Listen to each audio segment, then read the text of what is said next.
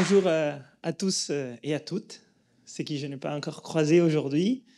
Merci pour ceux qui étaient là ce matin. J'espère que vous avez profité de la pratique.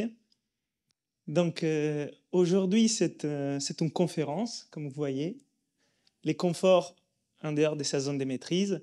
Et je voulais remercier Pierre pour m'avoir donné cette thématique et cette opportunité pour sortir de ma zone de confort et faire une conférence sur quelque chose d'autre. C'est une nouvelle matière. Et généralement, j'ai l'habitude de faire des conférences autour de la méthode Wim Hof, de la respiration, de guider des pratiques, des groupes et des centaines de personnes. Mais aujourd'hui, c'est un sujet différent. Et je voulais donner une autre couleur à ce qu'on va faire, plus un lien avec les partages de mon histoire, qui suis-je, plus un partage, un lien avec les valeurs qui m'animent, et aussi la philosophie qui m'anime. Et donc, voilà, c'est cette conférence qu'on va faire. On va aussi pratiquer. Je n'ai pas pu m'empêcher de mettre quelques exercices de respiration par ici, par là. Donc, on va aussi pratiquer, même si on est dans une salle. Mais ça nous permettra de ne pas nous endormir aussi. Donc, je pense que c'est important. Donc, soyez tranquilles, sereins, confortables et en même temps en présent. Ça, c'est mon invitation. Et puis encore merci à Pierre pour m'avoir invité. Donc, on parlera effectivement des conforts, inconforts, contraintes. Il y a plein de liens, justement, que vous pouvez faire avec ce que Pierre nous a dit ce matin et que vous pourrez faire par la suite. On parlera de la maîtrise de soi, de son identité profonde. On parlera des pratiques. On parlera des routines. On fera des exercices. On parlera des faits que nous sommes deux et comment pouvoir diriger tout ça par ce qu'on appelle la maîtrise de soi, la voie du juste milieu, etc. Et tout ce que je vous partage, c'est en fonction de mon histoire et mon parcours. Ce n'est pas la vérité, mais c'est quelque chose que je voulais partager avec vous. Donc, on va voir si ça fonctionne. Très bien. Donc, je me présente pour ceux qui ne me connaissent pas. Donc, Leonardo Pelagotti, et j'ai fondé Inspire Potential. Donc, on a parlé des bains froids ce matin, on a parlé des respirations. Donc, effectivement, nous organisons des stages autour de la méthode Wim Hof et un peu plus loin. La méthode Wim Hof étant les socles. Ensuite, avec Élise, nous partageons la respiration en plus, les mouvements, les yogas, la méditation, les liens avec la nature. On va aller un peu plus loin dans tout ce qui est le potentiel humain. Et justement, la devise d'Inspire, c'est « Inspire, déploie ton potentiel ». Et voilà, c'est quelque chose qui nous avons à cœur, de pouvoir déployer ces potentiels. Et notre vision de la chose, c'est qu'effectivement, nous considérons notre potentiel comme quelque chose de relativement plus petit de ce qu'il est réellement. Au moins, c'est ce que j'ai vu sur moi et c'est ce que je crois. Donc, comment faire pour les déployer ? Et pour nous, la réponse, c'est la pratique. Donc, on le verra avec la conférence. Et c'est pour ça qu'on pratique des méthodes, des routines, des exercices, des disciplines avec joie et en aimant la pratique. Et effectivement, je suis coach de la méthode Wim Hof. Je suis coach du programme Oxygen Advantage. Je suis coach de l'Animal Flow. Je suis professeur de yoga. Je suis un ancien gymnaste au niveau national en Italie. Vous avez entendu mon accent. Et je suis aussi ceinture noire de Kung Fu Shaolin. Et puis, je me suis plongé dans le monde de la respiration il y a quelques années parce que je viens d'un univers des respirations dysfonctionnelles où je respirais très mal. Et donc, la respiration m'a beaucoup impacté positivement. Donc, j'ai étudié plusieurs méthodologies différentes et j'ai pu écrire 2 petits manuels, 2 petits livres par rapport à la respiration et partager ces exercices qui m'ont aidé. Voilà, j'ai accompagné quelques personnes depuis les 7 dernières années et c'était une très bonne aventure. Alors, tout ce que nous allons voir, c'est ce qui me motive, me passionne et dans tout ça, il y a toujours la pratique. Parce que, en faisant les liens avec ce que Pierre nous a dit ce matin, si nous ne mettons pas en action quelque chose qui nous vient activer, réveiller une nouvelle façon de penser, une prise de conscience, finalement, ça ne va pas servir à grand-chose. Et donc, j'ai décidé de commencer cette conférence avec un exercice de respiration. Je l'ai appelé la respiration de la gratitude.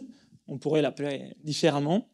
Et pendant quelques minutes, avec un fond de musique qui est petit à petit, on va lancer, on va respirer avec une respiration fluide. Je n'aurai pas le temps de vous dire tous les détails, mais si vous connaissez la respiration yogique, vous mettez en place la respiration yogique.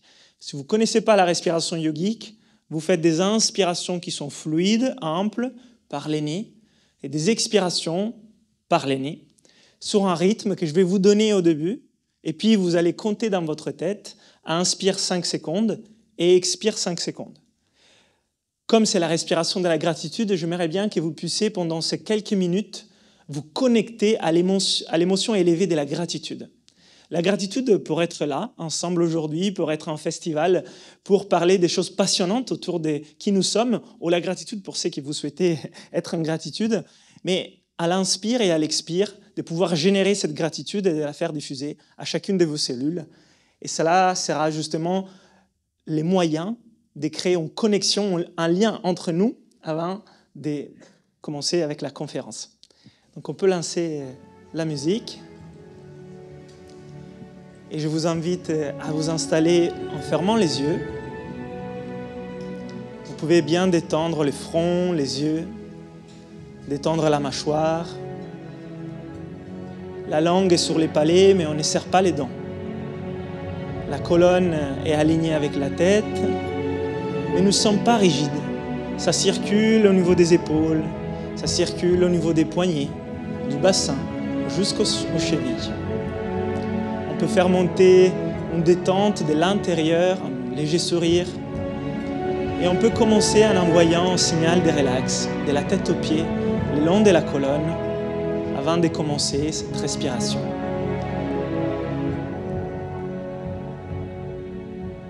Puis tous ensemble, on va inspirer pendant 5 secondes de façon profonde et on va expirer pendant 5 secondes de façon relâchée.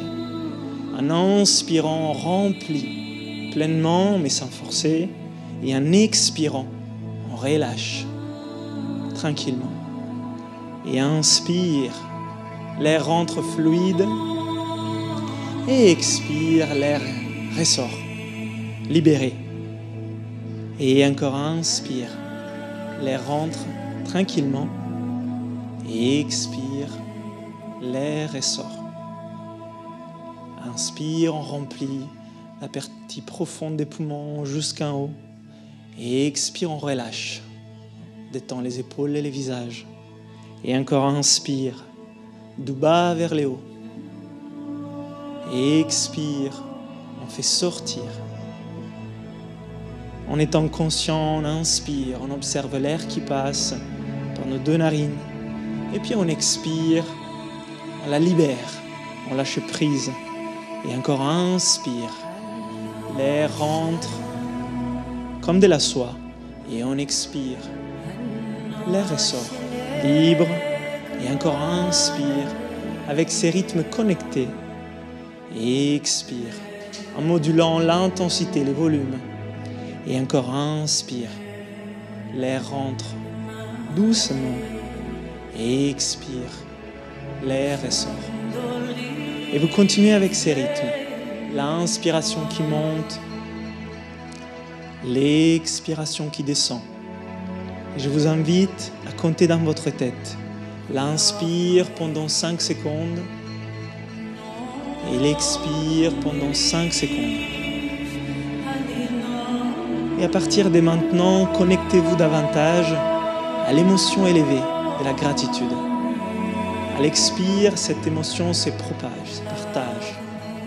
Et à l'inspire, cette émotion naît au centre de votre poitrine. À l'expire, elle diffuse dans chacune de vos cellules.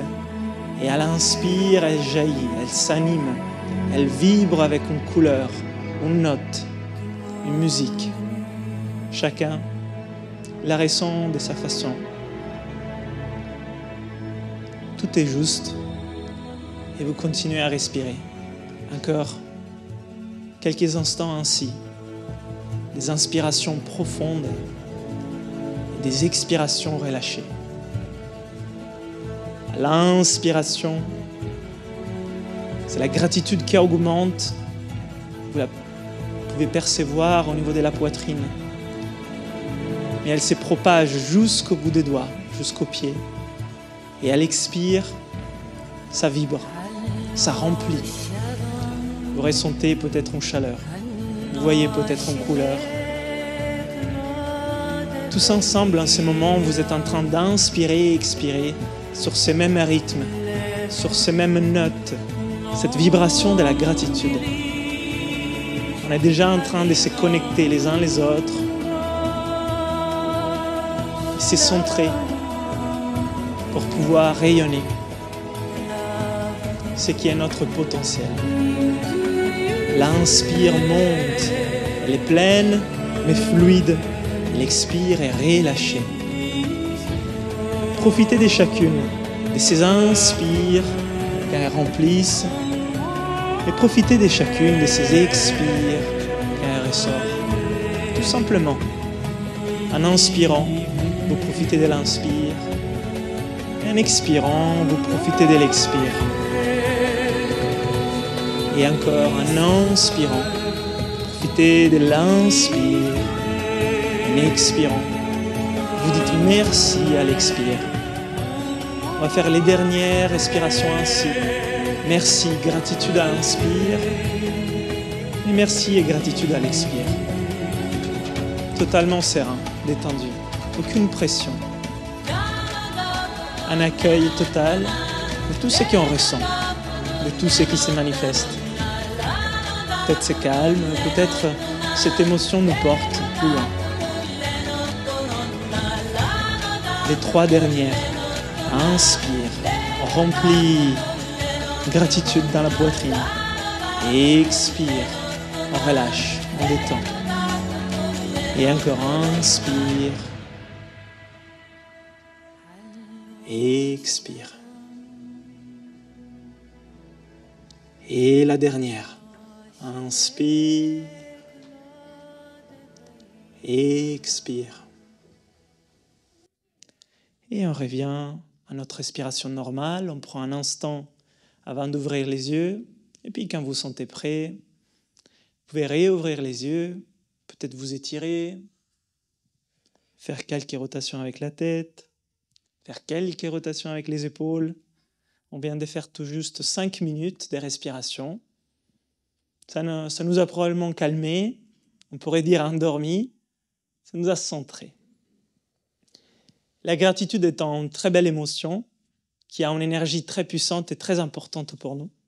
Je voulais commencer cette conférence avec celle-là. Et c'est une émotion que je pratique au quotidien, parce que la gratitude, c'est pratique aussi. Je la fais naître au quotidien. Et c'est une émotion que peut-être avant, je ne cultivais pas assez. Et pourtant, on va voir qu'on va cheminer vers les bonheurs aussi, dans la conférence, et que c'est important, la gratitude pour arriver au bonheur.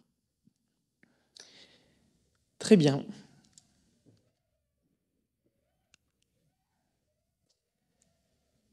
Donc, on commence avec mon histoire, parce qu'aujourd'hui, la méthode Wim Hof, la respiration Inspire Potential, on vient de lancer aussi une académie, l'Académie Inspire, pour former des coachs en respiration, mais ça n'a pas été toujours quelque chose qui faisait partie de notre vie.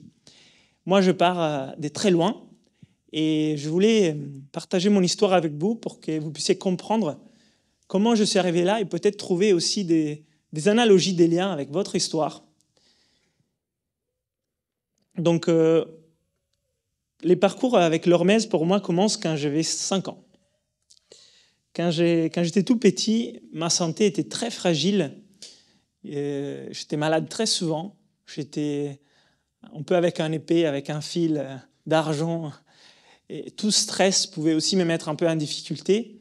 Et cela est bien sûr lié à mes conditions de naissance et mes soins médicaux qui ont été apportés dans mes premières années de naissance. Mais ça fait partie de l'histoire, donc on ne peut pas la changer. Donc c'était comme ça.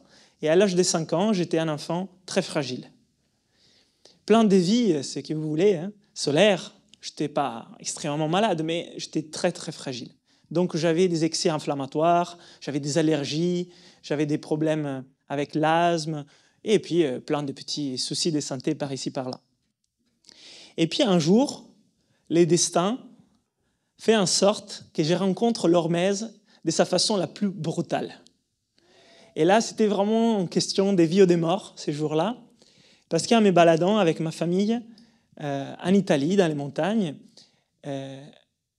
je suis mordu par un vipère. Et j'ai 5 ans et je suis tout petit. Zac. La vipère, petit mort comme ça, tout son bon venin, parce que je pense que c'est ainsi, c'était du bon venin. Mais à l'époque, un petit enfant comme ça, j'arrive à l'hôpital, je suis entre la vie et la mort. Et puis je passe la nuit, je passe la première journée plus critique et tout va bien. Je sors de l'hôpital après que cette vipère m'a mordu et je me sens très bien.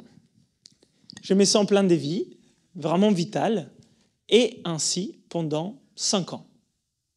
Donc il y a eu cette rencontre avec cette vipère que j'en parle pas très souvent. Voilà, j'en parle pas très souvent de cette rencontre avec l'hormèse parce que c'est toujours un peu fort comme moment pour moi. C'est un peu comme une naissance à nouveau. Et après ça, c'est comme les Saiyans. Vous savez, dans Dragon Ball Z, moi aussi je suis passionné par les mangas. Un Saiyan, quand il fait un combat et risque sa vie, s'il ne meurt pas, il sera doublement plus fort après. Donc c'est vraiment les concepts de l'antifragilité. Et moi, ça m'est arrivé un peu comme ça. Cette rencontre m'a fortifié. Donc pendant 5 ans, je me sens très bien. Je suis solaire, vivant, plein d'énergie. Et tout se passe bien. Tout ce que j'entreprends, ça se passe bien. Je commence la gymnastique artistique pour canaliser mon énergie parce que j'en avais trop d'énergie. Je vais casser tous les meubles à la maison, je vais grimper partout. Et donc ma famille me canalise dans cette voie qui ensuite deviendra vraiment mon école pour former mon caractère, mon école de vie. Mais à l'âge de 10 ans, après 5 ans de magie, il y a à nouveau les choses qui changent. Et finalement, en développant les cerveaux rationnels et en passant de l'enfant à l'adolescent vers une croissance du cerveau et donc du changement des ondes cérébrales, en développant les ondes cérébrales bêta, finalement, je tombe dans les bêta haute fréquence, ça veut dire les stress, l'anxiété. Et je passe 8 ans très compliqués, où mon sport, qui était aussi mon école de vie, devient un peu un cauchemar, et toutes les compétitions deviennent des moments très difficiles pour moi, en fait, en étant très, très souvent malade, à chaque fois que j'étais stressé. Et donc, c'est quand même un parcours un peu difficile, mais je m'accroche. Et à chaque fois que je tombe, c'est un peu de persévérance, je me relève. Et c'est vrai qu'à ce moment-là, mon ancrage était les mondes magiques des mangas. Moi, je pense que Dragon Ball Z m'a sauvé la vie. Donc, je forme mon caractère. Je développe une bonne discipline de vie parce que je m'entraînais 4 heures tous les jours. J'étais à l'école 6 heures, je faisais mes devoirs pendant 3 heures, je dormais pendant 9 heures. Donc vous voyez qu'après, la journée est terminée. Et ça s'est répété. Je n'avais aucun vice, je ne faisais aucune sortie. Et c'est une période où je développe de la discipline, de la force du volonté, mais je m'enferme au niveau du cœur. Je n'ai aucune relation sociale, je ne sors pas et je ne connais pas les mondes. Je suis un bon gymnaste, un bon étudiant, j'ai des valeurs qui me poussent à chercher autre dans la vie, mais en fait, je ne sors pas de chez moi. Donc, c'est un peu compliqué. Ensuite vient l'époque de l'université, où je change de ville. Je ne peux plus continuer avec la gymnastique, parce que je n'avais plus des centres. Je commence les Kung Fu Shaolin, parce que j'ai été toujours attiré par la Chine, je ne sais pas pourquoi. Et je commence à faire du Kung Fu Shaolin jusqu'à l'âge pendant 5 ou 6 ans, et je deviens ceinture noire, et c'est là où je fais ma première rencontre de façon inconsciente avec le monde de la méditation et de la respiration, amené par les mouvements dans les Kung Fu Shaolin. Mais je n'étais pas forcément très conscient. J'étudie ingénierie à l'université de Pisa, c'est l'université de Galilée, et là, une machine à étudier, mais beaucoup de stress. Ma santé devient de plus en plus précaire, mais j'ai une bonne base. Je pense que j'ai une bonne base de départ, mais vraiment là, je ne suis pas très bien. Et pour réussir mes études, finalement, je deviens plus sédentaire, moins de mouvements. Les mouvements, jusqu'à ces moments-là, m'avaient vraiment sauvé. c'était mon pilier de la vitalité et de l'énergie. Mais à ces moments-là, j'en fais moins. Je suis épuisé, clairement. Je dors mal, j'étudie beaucoup, je respire mal, j'ai de l'inflammation, des rhumatismes à l'âge de 21 ans, 22 ans, c'est anormal. Mais c'est aussi ma constitution qui fait ça. Et puis, un autre événement qui me pousse totalement en dehors de ma zone de confort, je pars vivre au Danemark. Le Danemark, avant de partir, je ne connaissais même pas où il était situé exactement en Scandinavie. Je ne connaissais pas la langue, je ne connaissais personne. Je pars au Danemark faire mes études pour faire un deuxième diplôme d'ingénieur. Et à ce moment-là, je dois apprendre la langue, je dois connaître une nouvelle vie, une nouvelle culture, faire des nouvelles connaissances, étudier des nouvelles matières. Et étrangement, j'ai régné à nouveau. Tous mes soucis de santé disparaissent. Et finalement, totalement en dehors de ma zone de confort, j'ai une attitude face à cette partie de ma vie, des joies et des motivations et d'enthousiasme, et je régné à nouveau. Ça, c'était le moment où j'explose, en fait, un peu des limites dans ma vie. À ce moment-là, un de mes amis danois, qui me prend un peu sous son aile, en voyant que j'étais un peu perdu, m'invite à commencer à m'entraîner avec lui au triathlon. C'est le moment où je découvre que c'est impossible pour moi de faire du sport aérobique.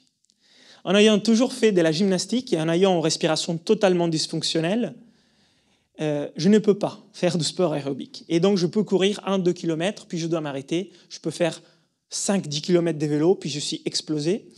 Et nager, bref.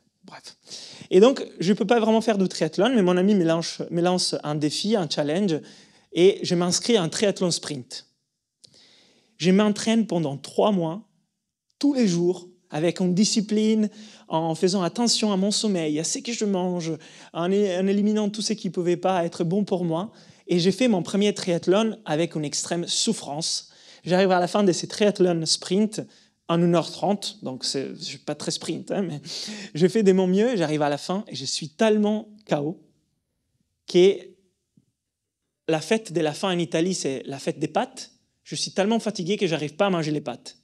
Alors, je vais dormir direct, je me réveille le lendemain. Donc pour vous comprendre, j'avais vraiment des difficultés. Pourquoi je vous dis ça? Parce qu'en pratiquant ce que je vais partager avec vous et les techniques que j'utilise, après quelques années, j'aurais fait un demi-Ironman en 5 heures, en terminant avec les sourires, en étant totalement bien, et en conduisant 6 heures pour rentrer à Paris jusqu'à minuit, avec 12-15 entraînements au total. Donc ça a totalement changé. Comment aussi je pouvais vivre la relation au mouvement, mais surtout au mouvement aérobique. Après les Danemark, et notamment grâce à la respiration, tout ça. Après les Danemark, à nouveau, une autre sortie de ma zone de confort. Les coucous danois étaient très bien. Je décide de partir en Angleterre pour un parcours haut potentiel, HP, dans une entreprise qui demande une mobilité et une autonomie incroyable, en bougeant tous les mois, en changeant de poste, de ville, des métiers. Et en fait, je ne connais pas l'Angleterre. Donc j'arrive en Angleterre, j'achète une voiture, je commence à chercher des maisons et je change de poste. Et encore là, je ne connais personne, en ayant un peu à nouveau tout quitté. Et à nouveau, c'est un moment un peu compliqué. Moi, je pense que c'est la nuit obscure de l'âme, pour ce qui me concerne, à ce moment-là. Mais c'est aussi une période de mise en cause et des transformations importantes qui permet aussi des rencontres importantes, comme la rencontre avec ma femme Élise, qui est là. Très important. Ensuite, je vais vivre à Paris, en France. C'est l'occasion de déménager ensemble. Et à nouveau, je dois apprendre les français. J'apprends les français sur l'État, au travail. Et je fais une nouvelle vie dans une ville qui est super, mais aussi stressante. Et là, tous les problèmes de santé reviennent. Et là, c'est l'anxiété, le stress, l'inflammation. Et je ne suis pas forcément au top de ma forme, même si, à ces moments-là, j'ai pensé être pas mal. En fait, quand je me regardais, je me disais, je suis sportif, j'ai un bon métier, je vais foncer dans ma vie. Je pense que je dois être à 90% de mon potentiel. Je ne suis pas loin. Faut juste... Aujourd'hui, quand je me regarde, Je ne sais pas vous dire à quel pourcentage, parce que ça reste toujours un mystère. Mais ce que je sais vous dire, c'est que peut-être je n'avais pas dépassé les 0,1%. Et j'étais vraiment très loin. Mais bon, comme on disait, on doit un peu s'extraire pour pouvoir vraiment regarder les choses de façon réelle. À Paris commence la période des découvertes. Je rencontre un collègue qui a été un déclencheur important dans ma vie, Alex. Un jour, il me donne un livre, La méthode Wim Hof. Je regarde ces livres. Bon, d'abord, je ne suis pas intéressé. Je ne l'ai pas lu pendant des mois. Et puis, j'ai commencé à pratiquer. Et c'est grâce à la méthode Wim Hof que j'ai pu découvrir un monde que je ne connaissais pas. Par la méthode Wim Hof, je découvre d'autres techniques de respiration, puis d'autres techniques de méditation, puis d'autres techniques de mouvement, puis d'autres techniques pour gérer les émotions. Et en fait, c'est ma période de découverte, c'est ma renaissance. C'est ma renaissance, je commence à faire ça à côté, puis ça transforme mon quotidien, et puis je quitte mon métier d'ingénieur, et je vais vivre dans les Cantal, où on habite maintenant, dans un chalet en montagne, à 1500 mètres, en dehors de toute ville, pour donner pleinement mon énergie et mon temps à Inspire Potential et organiser ces stages voilà, où on fait des bains froids, des respirations, tout ça. Et ça, c'est à l'âge de 32 ans. Ça, c'est mon histoire pour vous donner un peu la vision de d'où je pars et comment j'arrive jusque-là. Et dans tout ça, effectivement, la sortie de sa zone de confort a été pour moi un levier de croissance très important, même si des fois, il n'était pas souhaité. Clairement, des fois, je n'ai pas souhaité cette sortie de confort. Je me suis dit, mais qu'est-ce que je fais encore? Je voulais maintenant parler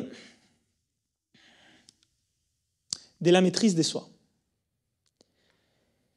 Quand on parle de la maîtrise de soi, ça veut dire peut-être plein de choses pour vous, mais pour moi, une chose importante à mettre en avant quand on parle de maîtrise de soi, c'est le fait qu'on doit comprendre de qui on parle. La maîtrise de qui? C'est qui soi? Parce que si on veut maîtriser les soi, on doit connaître les soi. Sinon, ça va être difficile de maîtriser quelque chose qu'on ne connaît pas. Et pour comprendre cela, et Pierre nous avait parlé de ça aussi ce matin, je pense qu'une analogie que je veux vous passer, c'est l'analogie du petit chien avec son maître. Et ces soi, on peut bien les diviser en deux. En fait, nous pouvons dire qu'il y a un petit soi et un grand soi.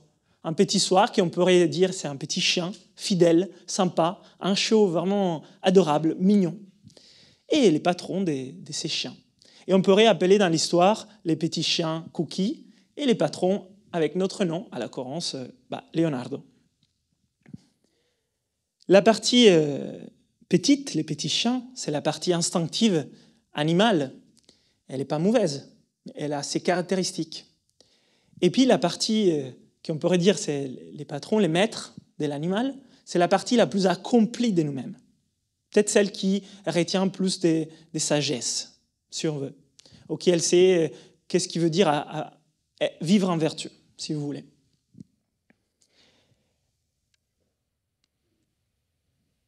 Les deux sont ensemble, en fait. On ne peut pas les diviser. Mais c'est vrai que si on mettait aux manettes les petits chiens pour guider les patrons, ils seront tout le temps sous les canapés à manger des croquettes, tous les deux. Donc on a besoin que ce soit la partie, les maîtres, un peu plus accomplis, un peu plus avancés dans l'histoire, qui puissent diriger les petits chiens. Et pour faire ça, il y a quelque chose d'important à mettre en place. C'est la notion du retard de la gratification. Si on veut diriger les petits chiens, on a besoin de retarder la notion de gratification tout de suite pour mettre en place quelque chose qui est de la vision du long terme et des bienfaits du long terme. Parce que sinon, vraiment, les petits chiens, ils le veulent tout de suite. Je veux manger, me reposer, etc. Pour faire ça, nous avons besoin d'apprendre au petit chien de faire quelque chose pour ensuite lui donner les croquettes. Et c'est là, on pourrait l'éduquer. L'éduquer du mot educere, en latin, c'est l'éducation, c'est l'élévation. Donc, on a besoin de s'élever, en quelque sorte, pour pouvoir mettre en retard la gratification immédiate et poursuivre une vision plus long terme qui nous amène ailleurs. Mais c'est toujours une notion d'équilibre. Parce que si on n'a jamais des gratifications et on en est toujours à retarder cela, le petit chien va être frustré. Et donc, on doit mettre en place cela avec une notion d'équilibre, de justesse, qu'on pourrait aussi qualifier d'homéostasie en quelque sorte, pour revenir au centre. Mais on en sort à nouveau, mais on revient quand même. Donc, c'est la notion du deuxième degré dans l'espace-temps. Et on pourrait dire que l'espace-temps n'existe pas vraiment, qu'il dépend plutôt de nous et de comment nous nous positionnons au niveau de notre vision du temps. Donc, retarder quelque chose, finalement, ça peut être difficile ou facile en fonction de comment on se positionne par rapport à la chose.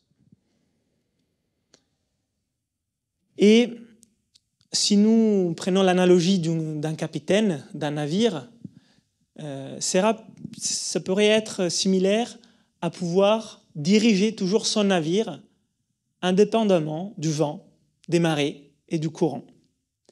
Et donc d'être pleinement maître et capitaine de la direction qu'on veut donner à son navire et ne pas se faire guider par son navire.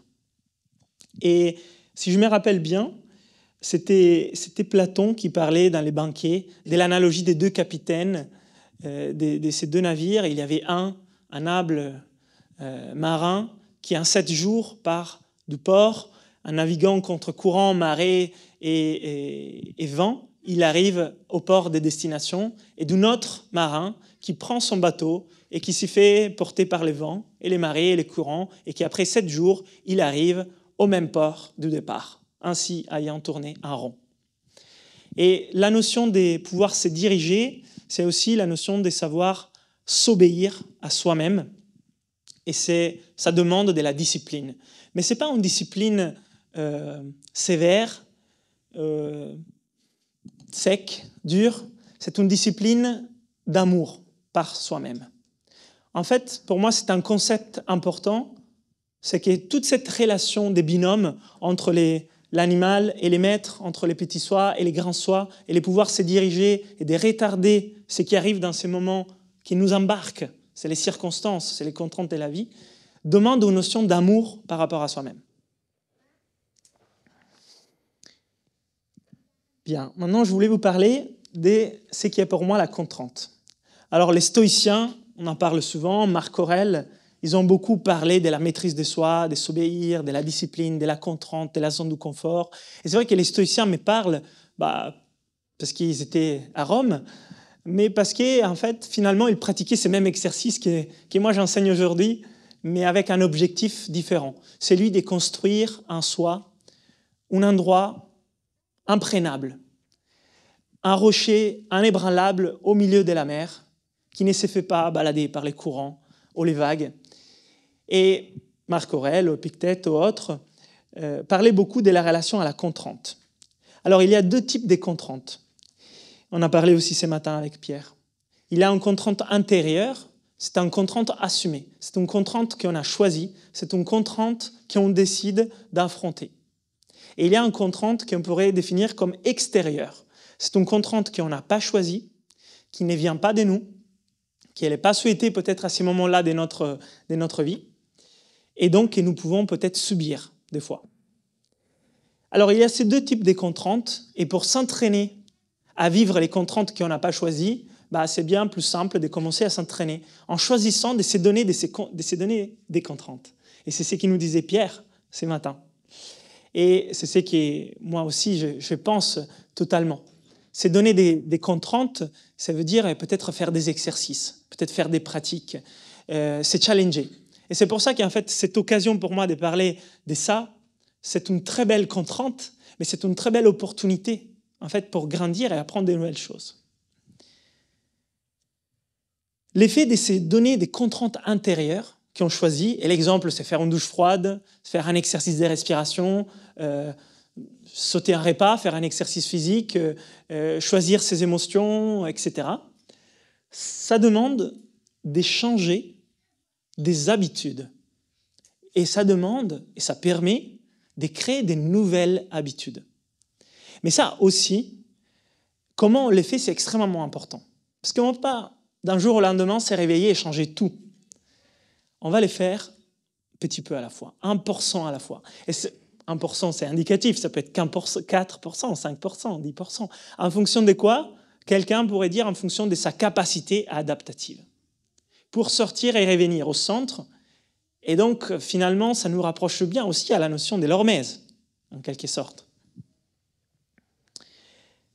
Une chose qui est fondamentale, quand on fait ça, quand on se donne des contraintes, quand on sort de sa zone de confort finalement, c'est d'adopter une attitude mentale positive qui nous puisse permettre de les faire.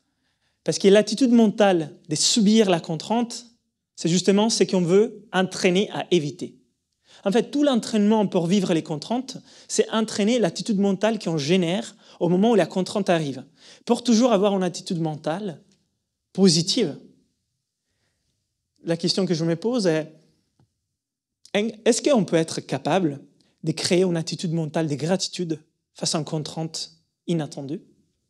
Est-ce qu'on peut dire, quand quelque chose arrive, qui est difficile, qu'on ne veut pas, c'est où les cadeaux dans tout ça? Mais il faut s'entraîner. On ne va pas les faire comme ça. Mais si on apprend par exemple à générer de la gratitude dans un bain de glace, si on apprend par exemple à être serein, en joie quand on fait des apnées, si on apprend à jeûner et se remplir d'autres choses, ce sont peut-être des outils qui vont vous rendre antifragile ou alors plus résilient, si vous voulez. Parce qu'en fait, finalement, ce qu'on appelle dans la science l'adaptation croisée, la crossover adaptation, c'est justement ça. Pratiquer des exercices qui nous permettent d'avoir la même réponse à des choses qui arrivent dans la vie, qui ne sont pas souhaitables, comme les bouchons, les trafics, les stress au travail, un mail qu'on n'aime pas, ou quelque chose qui finalement on ne veut pas. Et si on peut avoir cette même attitude mentale positive, comme quand on faisait une douche froide, comme quand on faisait un entraînement physique, c'est gagné. Mais ce n'est pas facile, ce n'est pas banal. C'est vraiment un entraînement, on les construit. Et maintenant, je vais vous parler d'aventures, des risques et des zones de confort. Donc là, dans cette image, je prépare un banc de glace pour mes stagiaires dans un stage en montagne. Donc je rentre dans les lacs, je découpe la glace, je la déplace, et je vous avoue que si ce n'était pas par amour pour mes stagiaires ou par sens des responsabilités, je serais plutôt en train de râler parce que ça prend très longtemps, ça. Alors, à fur et à mesure du temps, je me suis un peu équipé avec un scie à glace et peut-être des bottes pour essayer de ne pas me couper de partout ou alors des gants, mais des fois, ça peut prendre une demi-heure, une heure, c'est long. Et donc là, je suis bien en dehors de ma zone de confort. Alors, qu'est-ce qu'est les conforts? Et pourquoi nous aimons autant les conforts? Parce que nous aimons les conforts. Et c'est aussi bien d'aimer les conforts. Mais en fait, nous sommes programmés. Nous sommes programmés au plus profond de nous-mêmes par les lois de la thermodynamique que la biologie a suivies, à suivre les conforts et la voie de moindre énergie, de moins perte d'énergie. Pierre nous a parlé ce matin d'entropie, nous a parlé de ça aussi. Donc en fait, nous sommes programmés pour ça. Nous avons un programme en place qui est « cherche les conforts ». Il est subconscient, il est tout le temps actif. Nous avons un énorme besoin de pouvoir les reconnaître quand ils s'activent pour dire « est-ce que c'est le moment de répondre à ces besoins? Est-ce que c'est le moment de donner des croquettes parce que les chiots le demandent? Ou est-ce que c'est le moment de poursuivre sa route et retarder cette activation des programmes ?» C'est ça, ce qui est l'inconfort et les conforts. Donc, c'est finalement aller au-delà de la survie pour rechercher une évolution. Et l'évolution, c'est une loi du vivant. On en a parlé aussi ce matin, c'est incroyable. Plein de choses qu'on voit à nouveau, comme ça rentre. Mais nous sommes aussi programmés pour évoluer, autant qu'individus, autant que tribus, autant qu'espèces. Donc il y a un autre programme que nous pouvons suivre si nous acceptons de les mettre en place. Mais cela dépend de nous. Et pour faire cela, il y a une notion importante, c'est de partir à l'aventure et accepter les risques de quoi? De l'inconnu. L'inconnu, ça fait très peur.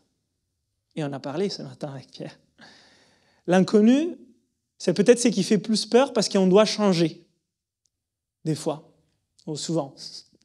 Et en fait, quand on doit changer, faire face à l'inconnu, et c'est nouveau, ça fait presque plus peur que la mort en elle-même, que les pires scénarios. Et donc, on est d'emblée arrêté et freiné pour ne pas changer, parce qu'on ne les connaît pas, et on se dit, et si c'est pire après? Mais c'est une posture fondamentale de pouvoir se dire, je dois vivre en quelque sorte l'aventure de ma vie, et je dois accepter une partie des risques pour pouvoir quitter cette petite zone de tranquillité dans laquelle je suis pour évoluer, parce que sans ça, il n'y aura jamais les déploiements de mon potentiel. Et je pense qu'une chose que vous avez compris ce matin dans la conférence de Pierre, dans l'ouverture, c'est qu'on ne peut pas déployer son potentiel dans sa zone de confort. Dans sa zone de génie, oui, mais pas dans sa zone de confort. Il y a toujours besoin d'un stimulus extérieur qui puisse générer une activation interne par des hormones comme l'adrénaline, la dopamine ou autre chose, qui puisse activer notre énergie pour déployer cela. Et dans mon histoire, pour moi, c'est évident que c'est à chaque fois où je suis sorti clairement de ma zone de confort, où je n'avais plus les repères d'avant, que j'ai enfin dit, je me reconnecte à mon véritable essence, je sais qui je suis maintenant parce que j'ai perdu des repères qui m'ont limité, avec des croyances limitantes liées à une culture, à une ville, à ce que j'ai fait dans le passé, et je peux enfin changer. Je peux changer pour devenir qui suis-je véritablement. Et ça, c'est l'inconnu, parce qu'on ne le sait pas tout de suite. On doit le découvrir. Alors, quelqu'un peut-être ici a plus de capacités à connaître déjà qui est vraiment, qui suis-je. Mais généralement, c'est compliqué d'avoir la réponse comme ça. Ça demande un parcours. Donc, pour élargir cette zone de confort, parce que finalement, la petite zone de confort va devenir petit à petit plus grande, la notion de base qui va nous pousser à cette aventure, c'est l'enthousiasme et le courage. Et le courage, c'est une vertu importante, mais pour moi, le courage, ça veut dire agir avec les cœurs. Donc, il y a une notion, là, d'amour qui est importante dans tout ça.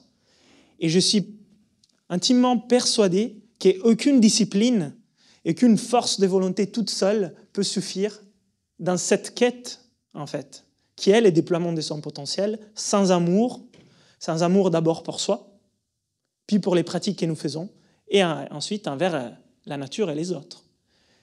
Alors, c'est peut-être un peu abstrait, cette notion d'amour, mais c'est quelque chose sur laquelle j'ai beaucoup travaillé avant, parce que j'avais vu la dichotomie entre une vie, si vous voulez, virtueuse sur les papiers, mais sans cœur. Comme je vous disais, éloignée de toute vraie vie et dans une discipline un peu serrée. Et je pense que c'est très stérile. Donc, la justesse dans tout ça. La justesse pour pouvoir justement être dans les courages, dans l'aventure, dans les risques, dans les changements, en dehors de sa zone de confort, mais avec amour pour soi. C'est vraiment une voie de juste milieu. Parce qu'il y a une ligne très fine entre l'amour pour soi, le fait de se respecter pour évoluer, et en fait de se faire mal pour se faire mal. Ou alors de se préserver dans le confort à tout prix. Il y a deux excès. La voie du juste milieu, c'est une voie importante. Dans plusieurs traditions, on parle des voies du juste milieu.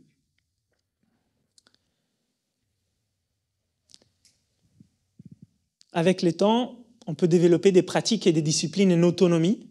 Et c'est vrai qu'au début, moi, j'ai trouvé plus simple pouvoir être guidé par ce qu'on pourrait appeler un mentor ou un maître ou des compagnons qui s'entraînaient avec moi. Mais dans les temps, c'est important de développer une notion d'autonomie intérieure par rapport à tout ça.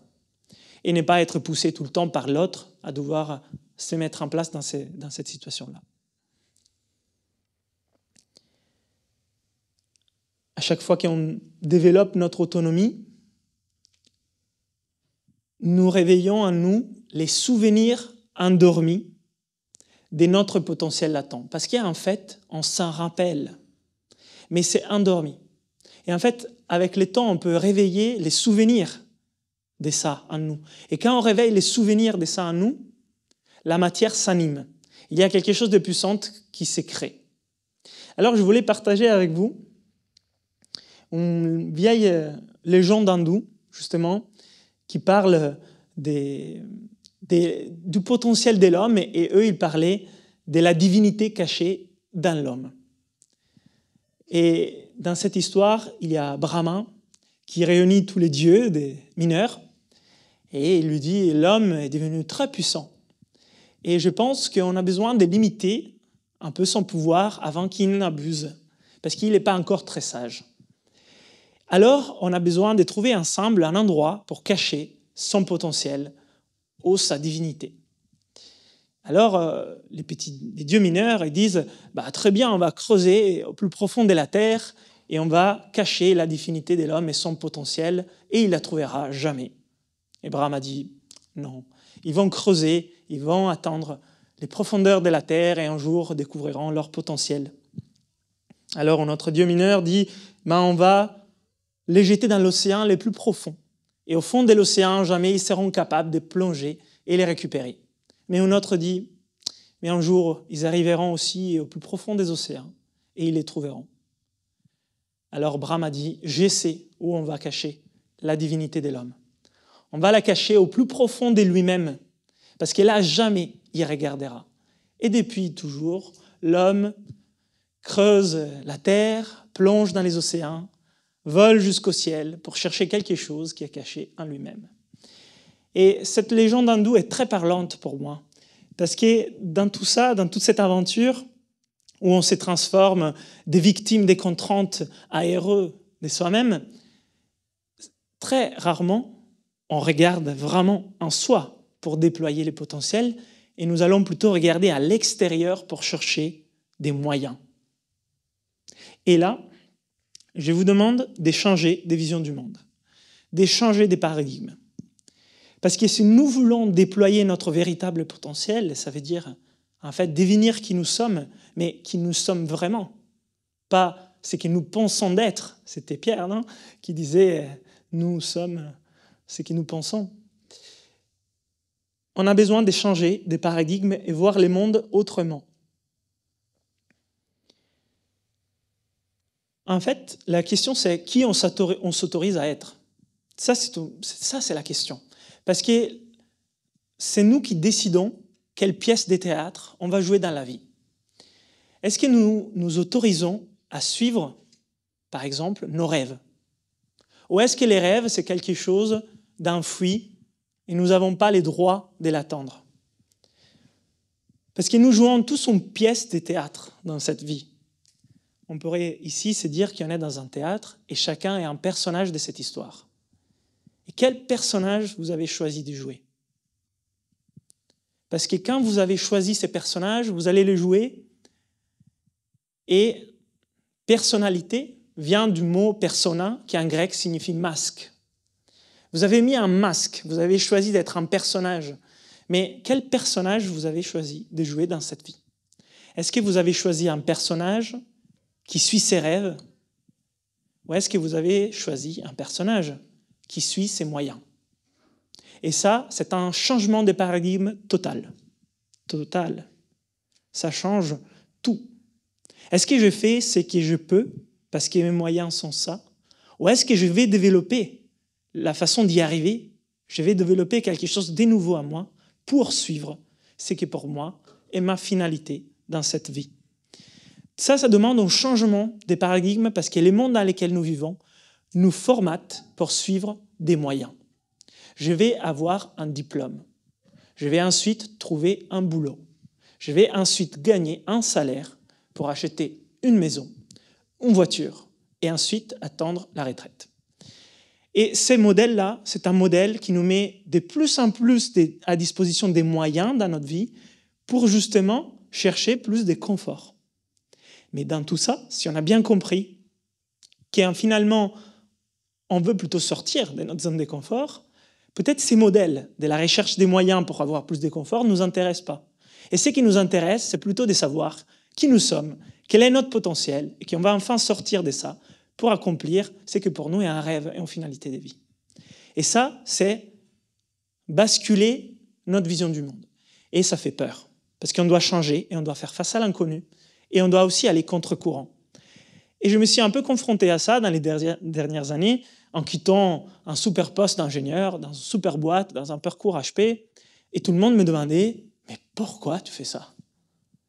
Pour faire des bains froids? Et à quoi ça sert ?» Et en fait, non, je ne fais pas tout ça pour faire des bains froids. J'ai fait tout ça pour devenir qui suis-je. Et en fait, je deviens qui suis-je en faisant ces pratiques plutôt qu'en faisant ce travail qui était mon travail. Marc Aurèle, à la fin de sa vie, il a senti sa vie arriver à la fin et il a rapproché ses proches, justement, et il lui a demandé une question. Il était dans les lits, il était mourant et il leur a demandé « Est-ce que j'ai bien joué ma pièce de théâtre? Est-ce que j'ai bien été l'empereur des Roms que je devais être ?»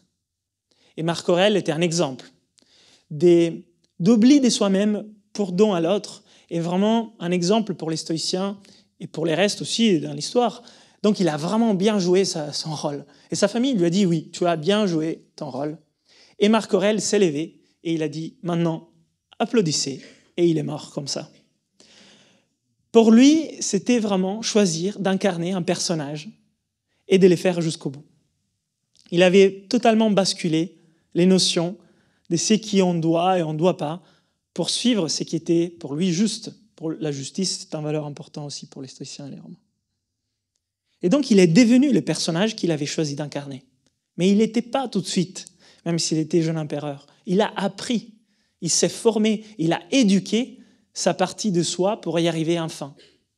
En mettant à disposition de son maître intérieur, son petit chien, ce qu'il avait à disposition. Il a eu une très bonne éducation. Si nous faisons ça, si nous allons incarner les justes personnages, nous allons être authentiques. Et quand nous sommes authentiques, c'est là où notre rayonnement sort vraiment. Et c'est là où on se sent à sa place. Et si nous ne sommes pas authentiques, ça va sonner faux et on ne va jamais trouver sa place. Alors maintenant, je voulais vous porter vers ce que pour moi est une clé d'union, le développement personnel et spirituel.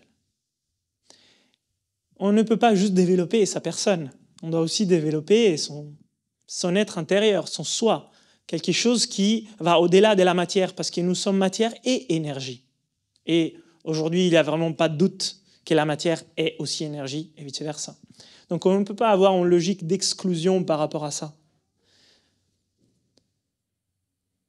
Et la question c'est, si on veut développer donc cette partie, la question qu'on doit se poser c'est qui suis-je et qu'est-ce que je dois faire dans ce monde? Cette question-là est la base. Quand on se pose cette question la première fois, ça peut être évident de répondre « je suis Leonardo, j'ai 34 ans, je fais ça, et j'ai fondé Inspire Potential ».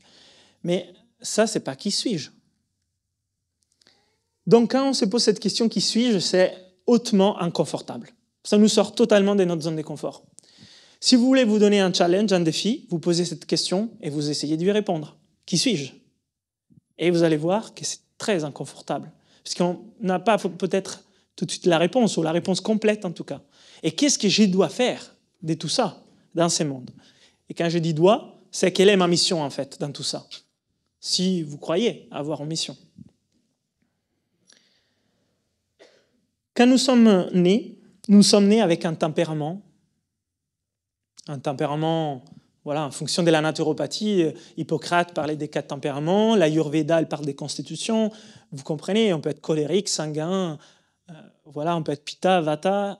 On est né avec ça et on ne doit pas changer, vouloir changer son tempérament. Son tempérament est quelque chose d'inné, instinctif, impulsif, animal, qui est là comme base.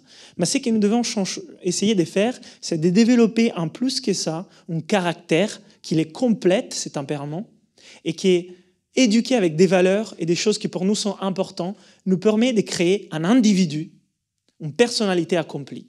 Et individu, du grec, indivisible, c'est justement quelqu'un qui est uni en soi.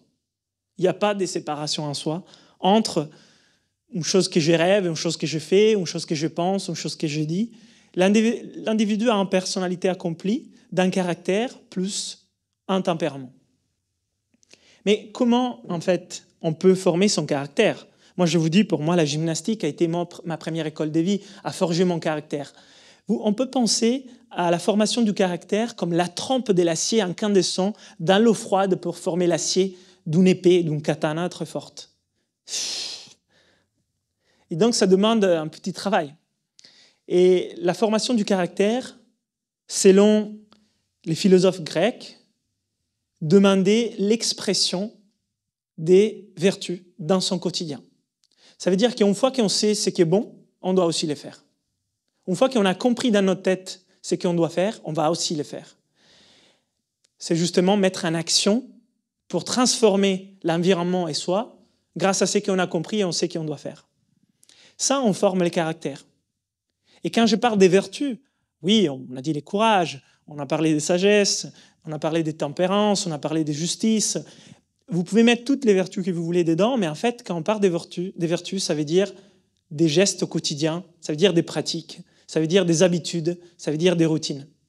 On ne peut pas former son caractère et accomplir sa personnalité, son individu, en faisant de temps en temps quelque chose de bon et appuyer ensuite ce qu'on a l'habitude de faire et pas forcément sans y réfléchir. Donc on a vraiment besoin de faire ça de façon régulière et constante et c'est pour ça qu'on parle beaucoup aujourd'hui des routines. La routine du matin, la routine du soir. Quelles sont tes habitudes? Comment tu te transformes par les habitudes? Parce que c'est juste ainsi qu'on pourra ensuite atteindre un plus grand but. Justement, s'animer pour atteindre un plus grand but.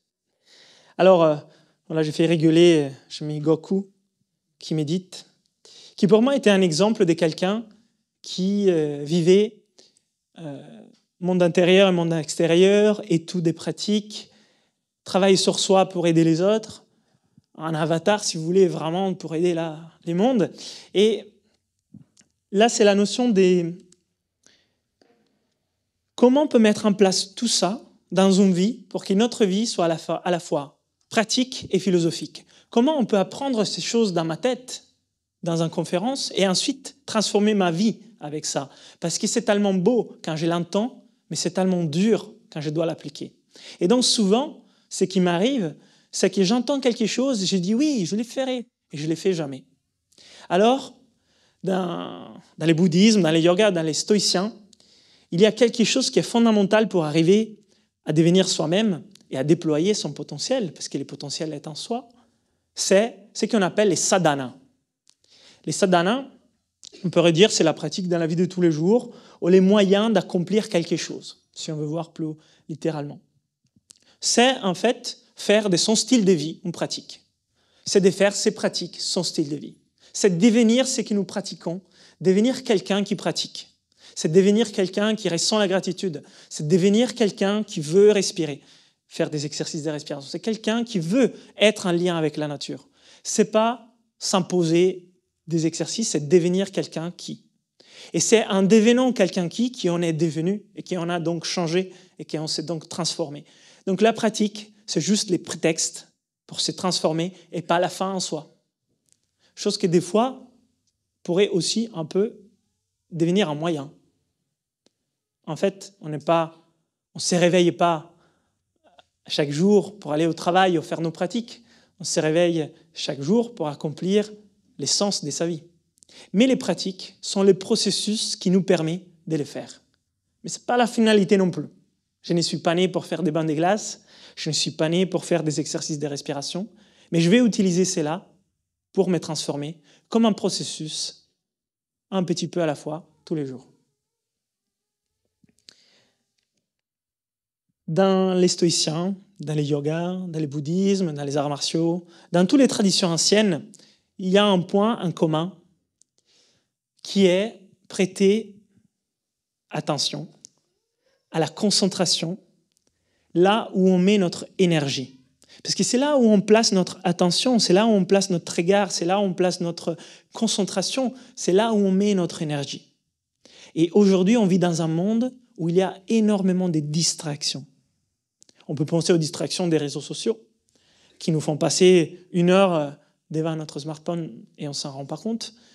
Mais on peut penser à plein d'autres distractions parce que le monde donne beaucoup d'informations, beaucoup de possibilités, et on est un peu perdu dans ces mondes et en fait on va dans tous les sens. Et on tourne en rond, comme les capitaines de navire, qui après 7 jours, est revenu au point de départ.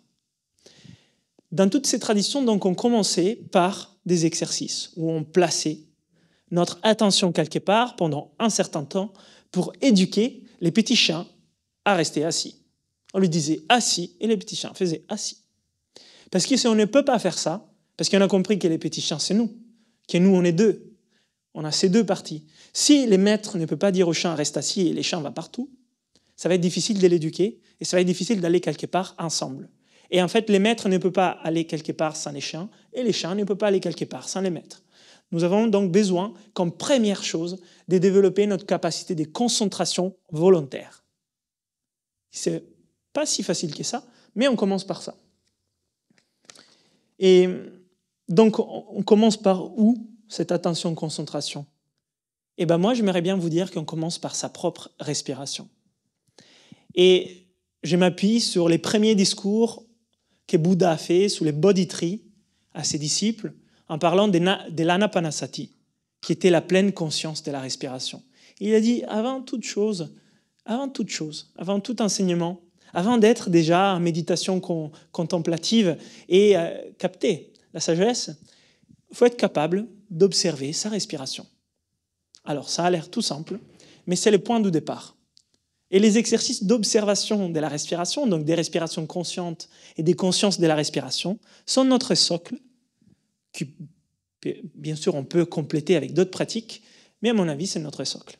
Alors, en vous disant cela, je vous propose maintenant une pratique pour éviter de tous s'endormir. Et on va faire 2 exercices de respiration et on va faire la respiration katana. La respiration katana, c'est un enchaînement des techniques de respiration mis dans un seul geste que moi, j'ai mis au point moi-même pour m'entraîner à la respiration et que finalement, je trouvais assez intéressant et qu'un de mes mentors a ensuite intégré dans son programme, dans l'Oxygen Advantage. Donc, la respiration katana, je vais vous guider dans un premier enchaînement simple, facile, et dans un deuxième enchaînement difficile. Et cela est volontaire, pas pour vous donner un examen et pas pour vous juger, mais pour mettre aussi en place et en pratique tout de suite ce dont on vient de parler. La sortie de confort, la maîtrise de soi, l'attitude mentale face à ce qui vient que je n'ai pas souhaité, de pouvoir aussi placer notre concentration sous les souffles et de voir qu'en fait, nous sommes deux. Et nous avons les corps qui va dire une chose et les mentales qui vont dire une autre. Et puis, on peut voir aussi quelle relation elle se place. Et dans ces exercices de respiration, cela est très évident. Donc, je vous invite à faire ces 2 exercices en étant tranquille, qu'il n'y a pas d'examen, et je ne vais pas vous juger par rapport à vos résultats, mais avec l'objectif d'observer tout ça, tout ce dont on vient de parler, dans cet exercice de respiration, si ça vous va. Donc, les premiers exercices qu'on va faire avec une petite musique de fond qu'on peut lancer. On va commencer par des respirations profondes et complètes que je vais vous guider. Puis ce qu'on appelle la respiration géante, que je vais vous guider. Et puis on va faire une apnée poumon vide.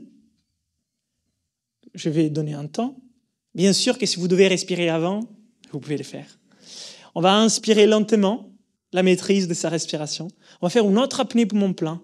Puis on va expirer lentement. Et puis on va enchaîner avec 3 respirations lentes pour ensuite terminer avec des respirations libres. Ça, c'est le premier enchaînement sur des temps modérés. Ça va? C'est clair? Donc, on va commencer par des respirations yogiques, une respiration géante, une expiration, apnée poumon vide, inspire lente, apnée poumon plein, expire lente, 3 respirations lentes, et puis respiration libre. Ça va nous prendre 3 minutes. Ça va? On peut, si possible, mettre la musique. Et donc, je vous invite à vous asseoir, détendre les épaules. Vous pouvez faire quelques rotations de la tête. Et en fait, pourquoi pas aussi vous étirer un peu vers les ciels. Faire quelques rotations aussi pour réveiller les corps.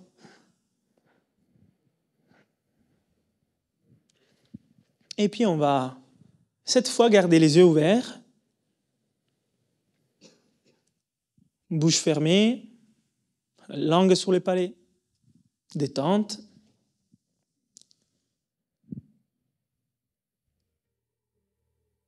Et on va commencer avec ces premières respirations.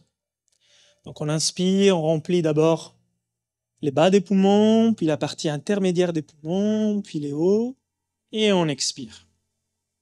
Là, on va essayer de maximiser. À nouveau, on inspire pleinement les bas des poumons, puis la partie intermédiaire, puis les hauts des poumons, et puis à nouveau, on expire, on relâche. Et puis encore, on inspire les ventres, intercostal, la poitrine, et puis on expire, on relâche. Et puis encore, on inspire pleinement du ventre, l'intercostal, la poitrine, et on expire, on relâche. Et puis encore, on inspire, ventre, intercostal, poitrine, et on expire, on relâche. Maintenant, c'est la dernière. On inspire pleinement, in, on remplit dans les poumons, et on bloque pendant 1, 2, 3, 4, 5, on expire. Et là, on se met en apnée. C'est la première apnée, poumon vide. Je vous invite à vous détendre et à observer les sensations physiques que vous avez au niveau du corps et aussi les sensations au niveau du mental qui vont petit à petit s'activer sans jamais vous crisper. Et dans 3, 2, 1, on inspire lentement sur 10 secondes. Inspire 3, 4, 5, 6, 7, 8, 9, 10 et on se met en apnée poumon plein.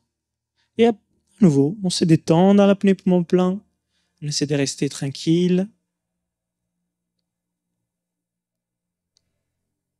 On va rester encore 5, 4, 3, 2, 1. On va expirer sur 10 secondes. Expire.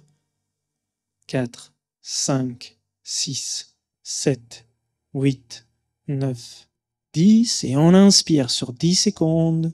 2, 3, 4, 5, 6, 7, 8, 9, 10. Et expire. 2, 3, 4, 5, 6, 7, 8, 9, 10. Et à nouveau, on inspire sur 10 secondes.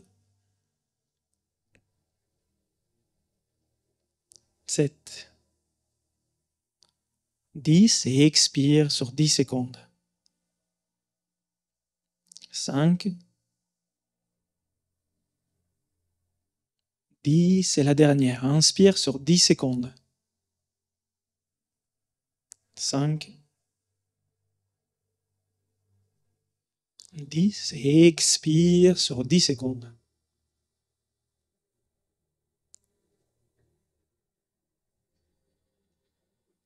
10. Et respiration libre pendant 30 secondes. Pour terminer cette première technique, 30 secondes de respiration libre où vous relâchez totalement la respiration. Sans aucun contrôle, vous laissez la respiration libre et vous pouvez aussi en profiter de cette respiration. D'observer que de l'autre côté de ces moments de contrôle de la respiration, il y a une respiration naturelle très agréable. Encore quelques instants.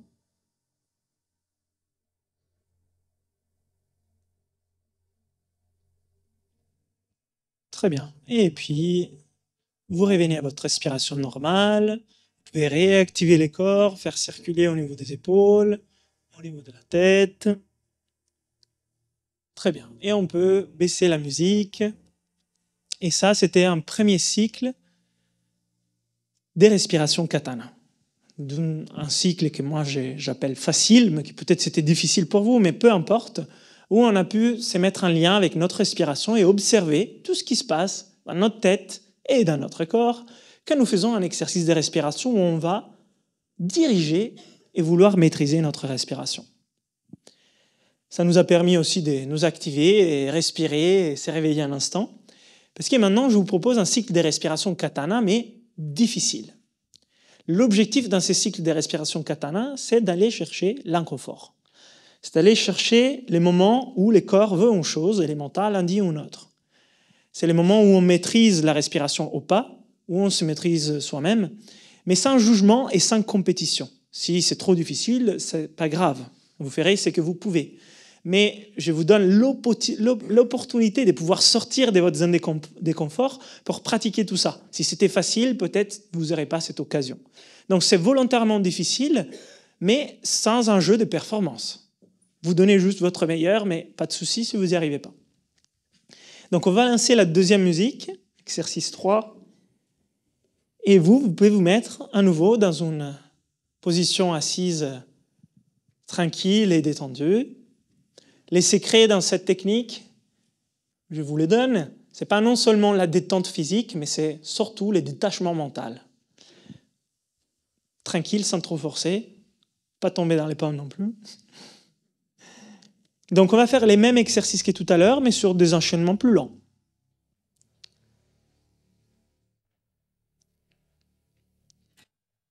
Très bien. Allez, on va commencer, on inspire pleinement, ventre, intercostal, poitrine, et on expire, on relâche vers le bas. Et encore, on inspire. Ventre, intercostal, poitrine. Et on expire, on relâche. Ça, c'est des respirations yogiques complètes et encore une. Ventre, intercostal, poitrine vers le haut et expire. Relâche vers le bas. Et encore pleinement, inspire, on remplit les poumons du bas vers le haut, vers la tête. Et expire, relâche. On se détend. Et encore, on donne les maximums, on inspire, ventre, intercostal, poitrine. Et on expire, on relâche vers le bas. Et encore, inspire, ventre, intercostal, poitrine. Et expire. Relâche vers les bas. Et les deux dernières. Ventre, intercostal, poitrine.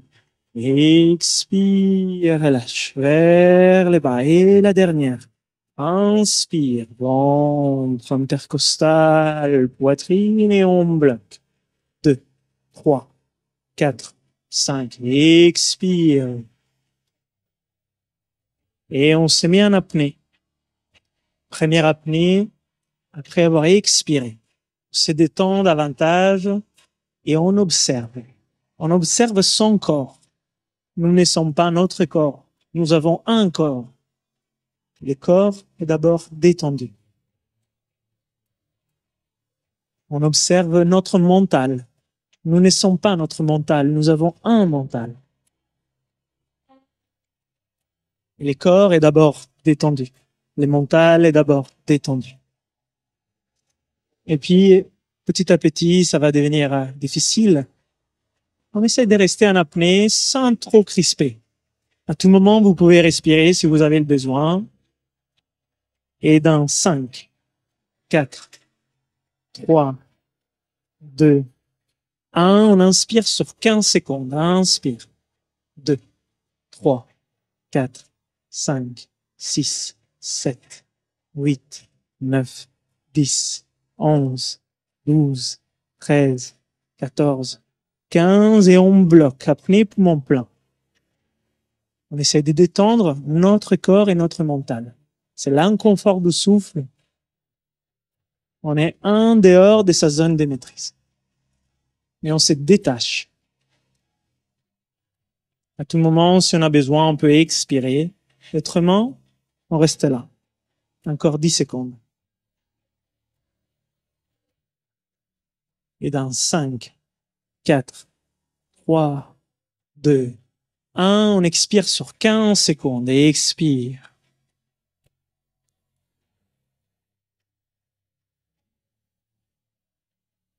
Continue à expirer.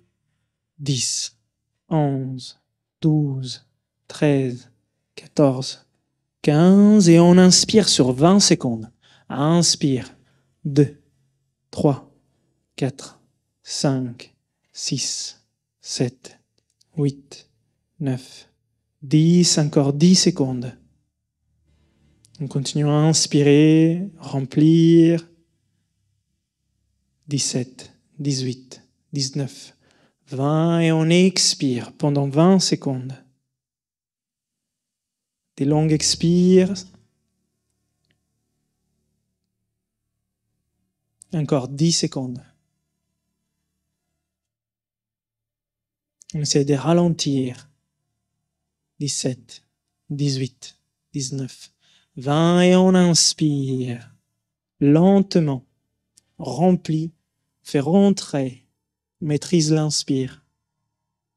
Encore 10 secondes.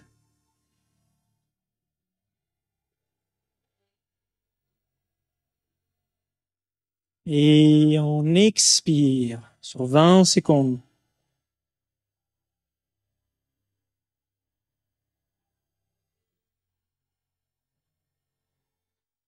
Encore 10 secondes. 5, 4, 3, 2, 1. On inspire la dernière fois sur 20 secondes. Lentement. Ou alors avec notre rythme. Encore 10 secondes.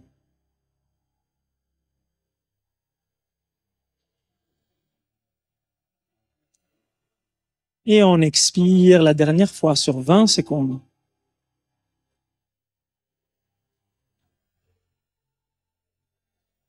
Encore 10 secondes.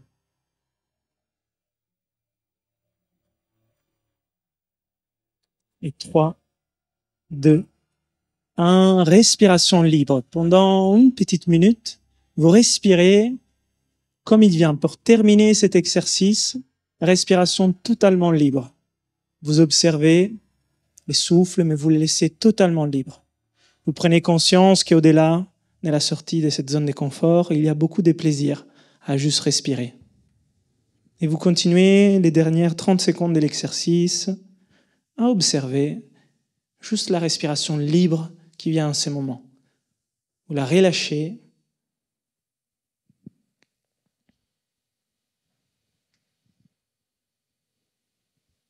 Encore quelques instants.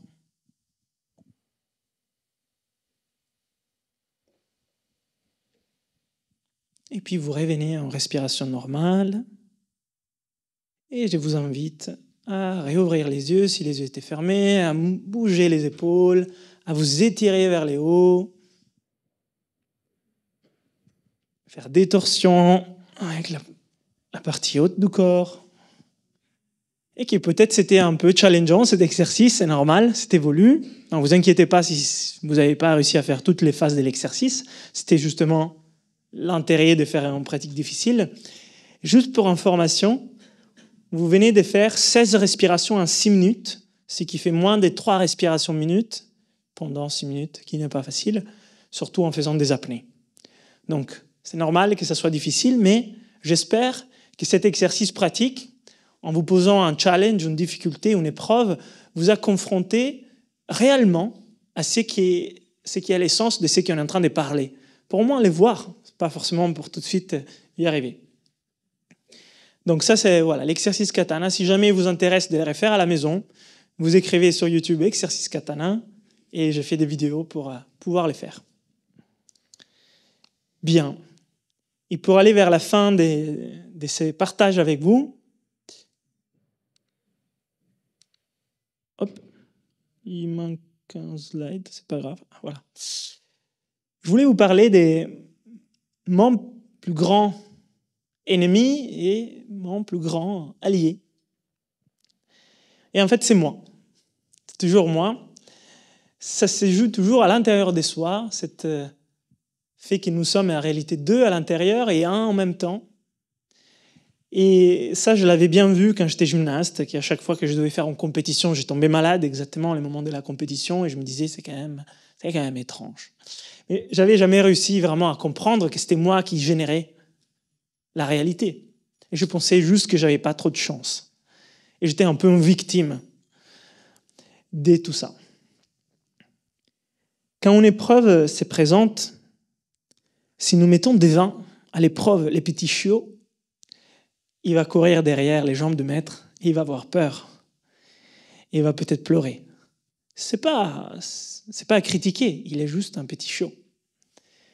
Quand il y a une épreuve qui s'y présente devant à nous, c'est bien d'être deux, les maîtres et les chiens, ensemble. Les chiens pourront fournir un soutien au maître et les maîtres pourront répondre de façon un peu plus sage à l'épreuve. Mais quand on ne sait pas qu'il y en a deux, et quand devant, il y a toujours les petits chiens, on pourrait répondre à cette épreuve avec la fuite ou avec la détruite. Dans la zone de stress, ça peut être fuite ou paralyse ou alors combat. Donc c'est important de savoir ça et de se dire, moi je suis en même temps mon plus grand allié et mon pire ennemi. Et en fonction de comment je me prends et de quelle partie je mets en avant, j'aurai un résultat différent. Mais ça ne dépend pas de l'extérieur.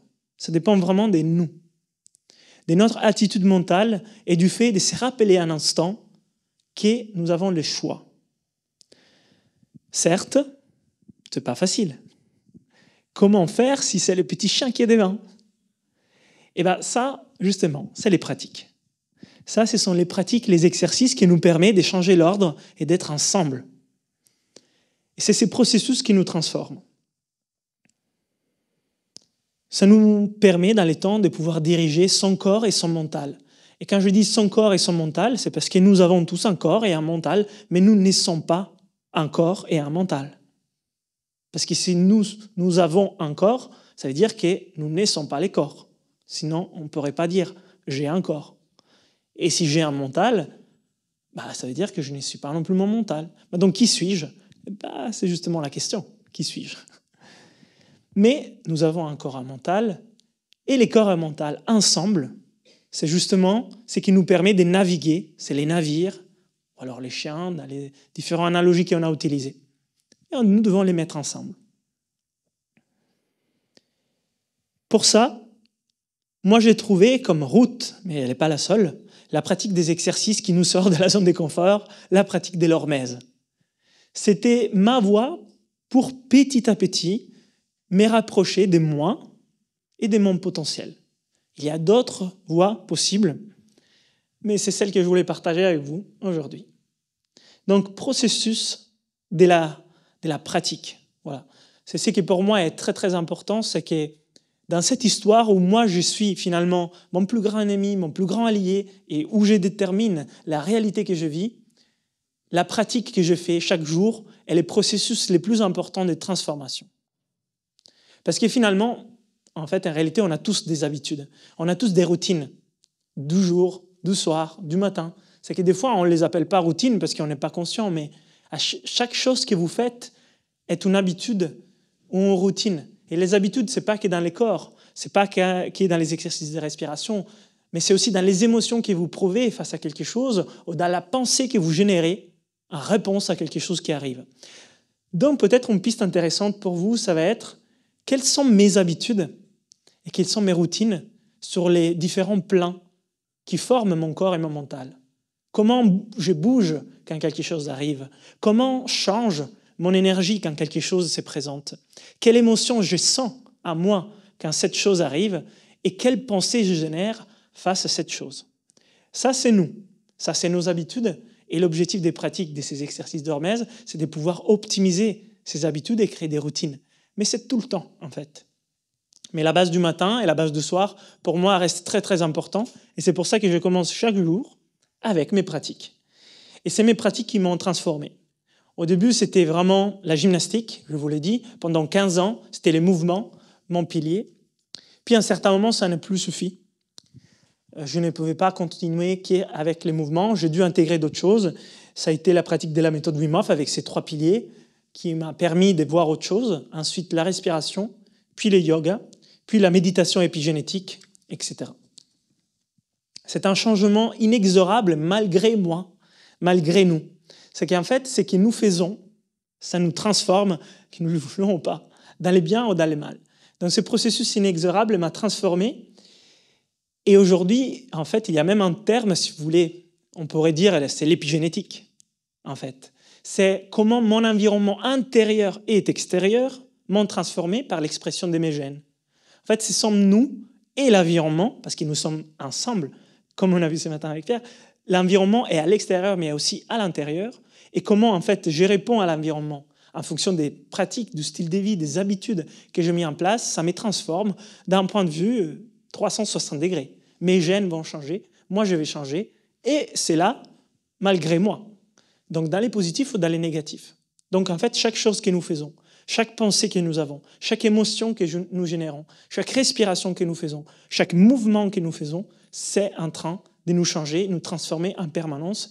Et nous ne sommes jamais deux, on ne se baigne jamais dans la même rivière. Donc pour terminer,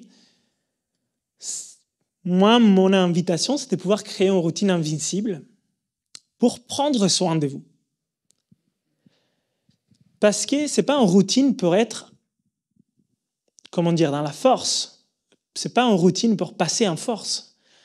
C'est une routine pour prendre soin de vous. Et prendre soin de vous, c'est ce qui vous permettra de déployer ce que vous êtes et donc votre potentiel.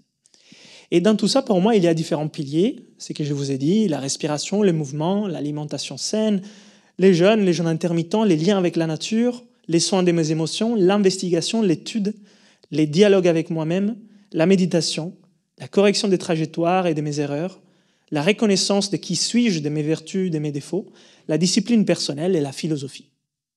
Et donc, dans tout ça, on va terminer avec quelques notes de philosophie, parce que finalement, ce que je viens de vous dire était déjà reconnu dans l'Antiquité, ça s'appelait l'Académie de Platon, où il travaillait gymnastique, musique et philosophie. Et dans la gymnastique, il y avait l'alimentation, les mouvements et la respiration. Dans la musique, il y avait l'étude, la science, l'art, la musique, les chants, la rhétorique. C'était 9 muses, et donc 9 disciplines. Et dans la philosophie, il y avait la sagesse et l'étude de ce qui nous ont pu léguer des personnes qui étaient avant nous. Donc la routine virtueuse, pour revenir à la pratique du juste milieu, c'est justement ce qui met en place la vertu. Et la vertu vient du mot sanskrit, de la racine sanskrit virya. Et virya, c'est l'homme. C'est la même racine que l'homme. Ça veut dire que c'est la racine de l'homme, mais aussi de la force et du courage. Donc quand on parle de mettre en place quelque chose de vertueux, ça veut dire devenir un peu plus l'homme et la femme que nous sommes. C'est la même racine.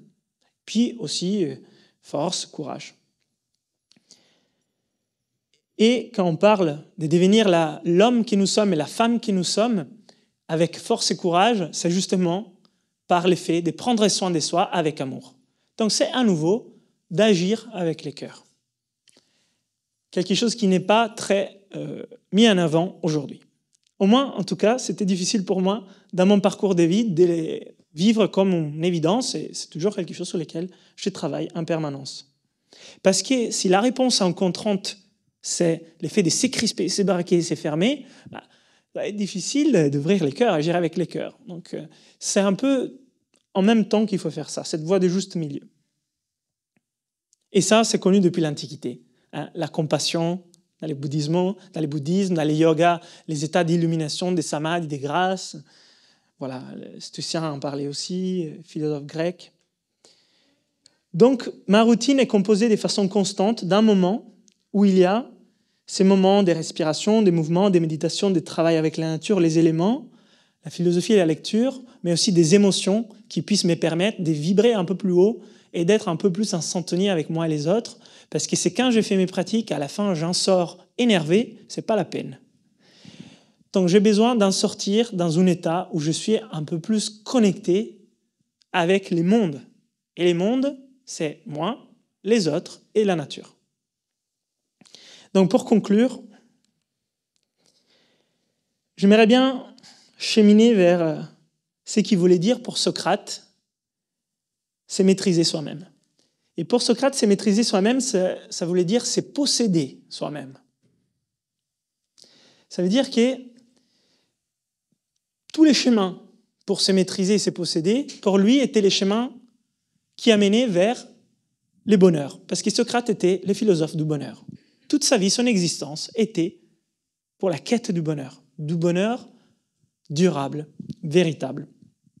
Et ce qu'il nous disait Socrate, c'est que ce n'est pas la gratification immédiate qui nous amènera au bonheur, même si en soi, ce n'est pas forcément quelque chose qui l'empêche, mais c'est toujours l'action d'une pratique ou d'une parole virtueuse, ou d'une émotion virtueuse, ou d'un état d'être vertueux.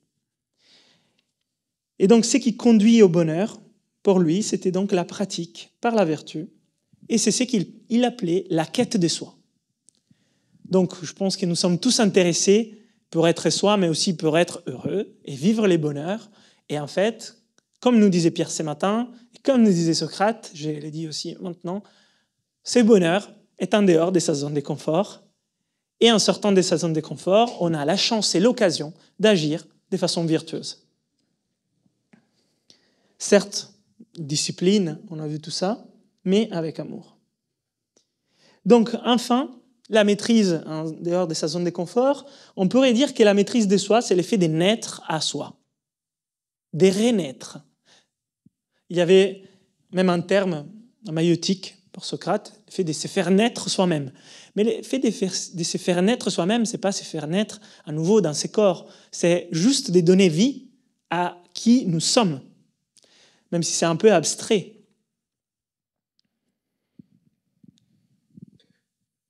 Et enfin, donc cette pratique dans la durée pour atteindre les bonheurs, avec l'amour pour soi-même, c'est prendre soin de soi.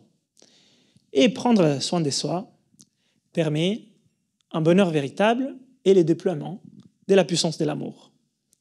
Avec ça, je conclue en vous disant qu'il y aurait plein d'autres choses à dire. Je vous remercie pour l'attention et avant de terminer, je vous propose un petit exercice des respirations. Et l'exercice des respirations, c'est une respiration marrante, que ça s'appelle la respiration sniff, sniff, pouf. Mais la respiration sniff, sniff, pouf, on va la faire. Et on va les faire tous ensemble. Okay? On va les faire juste 5-10 fois. Okay? Pour terminer, c'est remettre à nouveau en énergie et puis passer aux questions s'il y a des questions par rapport à tout ce que vous voulez, mes routines, ce que j'ai fait, mes défis, etc. Allez, on commence.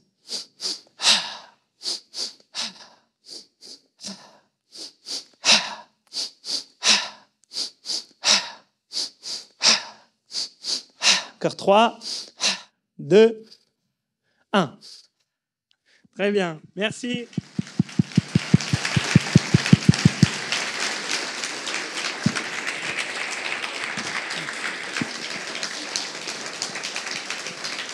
Très bien. On a un peu de temps encore si vous avez des questions. Oui. Alors, moi, ma question, ce serait au sujet de la pratique en autonomie, pour tout ce qui est des exercices de respiration. Moi, j'ai beaucoup de mal à pratiquer un exercice de respiration tout en faisant les décomptes et compagnie. Donc, j'ai pas mal pratiqué avec du coup, les guides, comme ton guide de respiration Katana. Mais du coup, comment continuer cette pratique en autonomie? Est-ce que tu aurais des conseils? Ok, merci. Donc effectivement, quand on est guidé, c'est plus simple. Mais on n'a pas toujours la chance d'être guidé sur des exercices de respiration. Donc moi-même, c'est que j'ai mis en place des vidéos et des audios que j'écoute. Et des fois, ça me décharge au niveau du mental. Et effectivement, c'est utile. Et après, dans les yogas, c'était déjà un peu posé la question de comment pouvoir se guider soi-même sans trop être dans les contes. Ils avaient développé ce qu'on appelle les temps intérieurs. Et ils le faisaient en touchant des parties du corps de façon répétée pour ne pas devoir compter 1, 2, 3, 4, mais en fait en suivant juste des petits mouvements de façon répétée. Ou alors, des fois, ils faisaient d'autres mouvements plus rigolos. C'est une possibilité que j'utilise des fois. Effectivement, ça décharge un peu le mental dans le fait de devoir compter. Après, compter, ce n'est pas non plus interdit, pas impossible. Donc ça nous permet, par rapport à la posture du mental, sur des exercices où on veut justement changer les ondes cérébrales. Donc ça, c'est utile. Mais par rapport à l'autonomie dans la pratique, je pense que ce qui est important de comprendre, c'est que pourquoi nous faisons cet exercice, le pourquoi est fondamental, parce qu'il y a l'effet de pouvoir être guidé, pas guidé, mais dans l'autonomie de la pratique, il y a aussi l'effet de s'y mettre, en fait. Et l'effet de s'y mettre, c'est de comprendre pourquoi cela est fondamental, est important pour nous.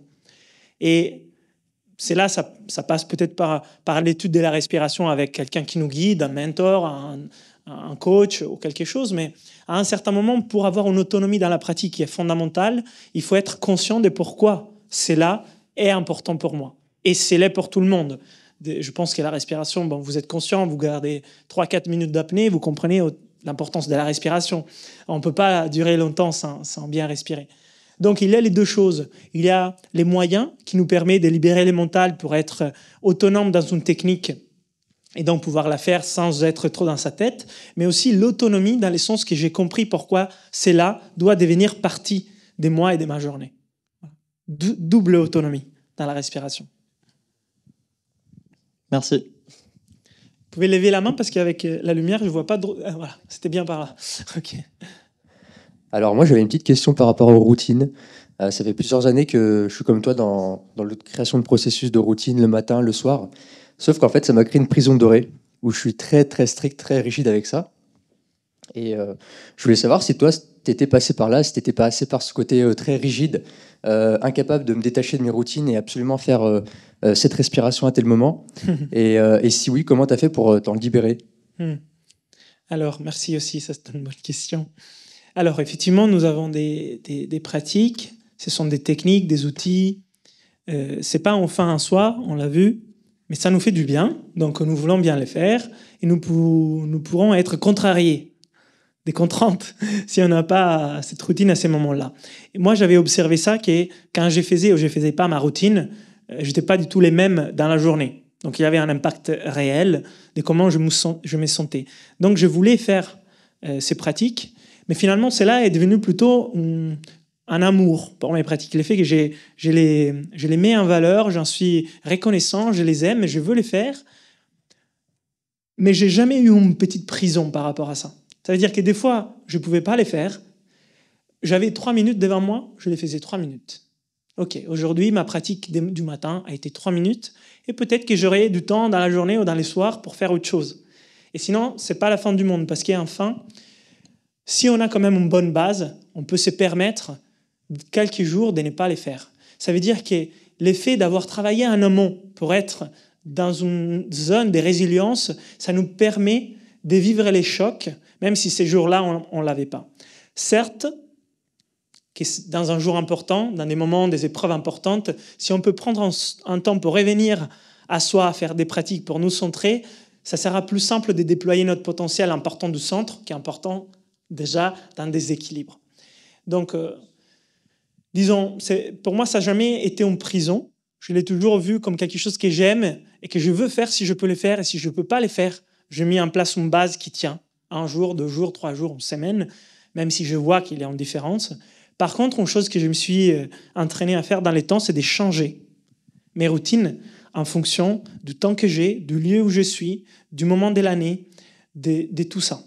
Et en fait, mes routines sont vivantes. Elles changent en permanence. Je connais tout un tas d'outils.